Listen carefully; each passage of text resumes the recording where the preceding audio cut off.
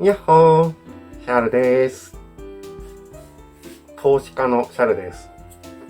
今日はちょっと株のお話をしたいなと思ってます。シャル実は株持ってるんですよ。もともと趣味でちょっとだけスイングトレードって言って、ある期間だけ持ってパーッと売るっていうのをお遊び程度でやってたんですけど、1年半ぐらい前からちょっと長期でちゃんと株を持とうっていうのを決めまして、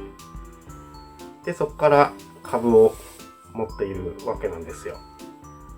って言っても一回ですね、売っ払ってるんですよ。何言ってるかっていうと、一回ちゃんと買って2025年4月のトランプショック、関税ショックがドーンってあったじゃないですか。で、そこの手前ぐらいでうまいこと売り抜けてですね。で、ドーンって下がった後からまたちょいって買い直してったら、今現在まででだいぶいい感じになってますと。っていうのが、大枠ではあるんですけど、そんなに100% うまいこと言ってるわけでもなくてですね。もちろん損切りと言いますか、失敗してるのも多々あります。でこの1年半やってみて、改めて思うのは、スケベ買いはしてはいけないっていうことに尽きるかなと思います。株をしている方、身に覚えはないでしょうか。シャルの中で、これはでかかったなっていうスケベ買いが、まずはレーザーテックのどこかの機関の決算ですね。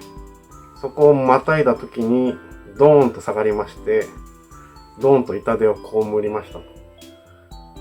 で、もうこんな賭け事みたいなことはやめましょうと自分に聞かせたんですけど、その後比較的最近ですね、例のサンリオドーンって落ちてスケベ買いしたらですね、もっと下がっていくんで速攻損切りしました。もう絶対にこんなスケベ買いはしないぞって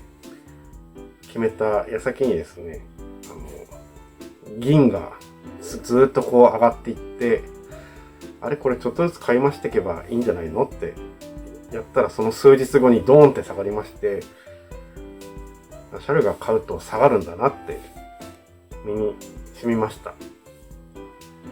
他にもいろんな失敗、損切りあるんですけど、そういうこともありつつ、一応実現損益もありつつ、含み益も今ありつつで、っていう感じで、全体的に言ったら今プラスなんですよ。なんで、ちょっと自慢ついでに今動画を撮っています。で、シャルは積み立てはですね、あんまりやらないんですよ。最近ちょっとだけオルカンにほんのちょこっとずつ入れてるくらいなんですけど、基本はもう日本株で、高配当株メインでやっております。オルカンとかはあまりやらない理由が面白くないからなんですけど、高配当株もそんなに面白くないんですよね。で、ついつい優待いいなって思ってちょっと買っちゃうんですけど、そういうのに限って優待株って上がらないじゃないですか。で、むしろ下がって優待もらう以上に損してないこれみたいなのが多々あるんで、本当に優待もあんま優待株買うのやめようって思ってはいるんですけど、今ちょっと買ってますね。カルグループとか。ほんと残念です。全体的に高配当株、時期が良かったと言いますか、ほんと2025年の春ぐらいに買ったやつで握り続けてるのもあるんで、そうですね。うちのシャルコ銘柄の筆頭が関電工なんですけど、関電工は素晴らしいですね。金電も一応持ってはいます、100株。前もうちょっと持ってたんですけど、どっかで売っちゃったんですよね。もったいない。で、あとは、メガバンクですね。三菱 UFJ、三井住友持ってます。で、みずほもつい最近まで持ってました。三大メガバンクで持ってたんですけど、なんか、もやっとするニュースが最近出て、なんかもやっとした感情で持ち続けるのが嫌なタイプなんで、パッと売りました。結構いい利益が出てたんですけど、で最近はちょっと栃木銀行をちょっと買ってます。それで三大メガバンクと。で他はまあ例えばインペックスですとか、あとなんか思い出したやつこの辺に載せられれば載せときます。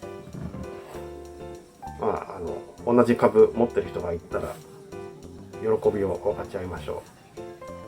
というわけで、まあ、今回はちょっと高配当株、もうもはや高配当じゃなくなってるんですけど、その株価が上がりすぎちゃってですね、いや嬉しい悲鳴なんですけど、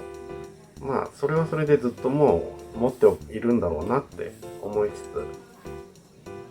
あとは優待株もいくつか持ってるんで、まあ、今年その優待のやつがなんか来たらどこかで紹介できたらいいなと思ってます。というわけで、もしまだ株やってないよとか NISA もしてないよっていう方がもしいましたら、まあとりあえずソフトバンクと NTT の株を100株ずつ買うといいんじゃないかなってみんなに言ってます。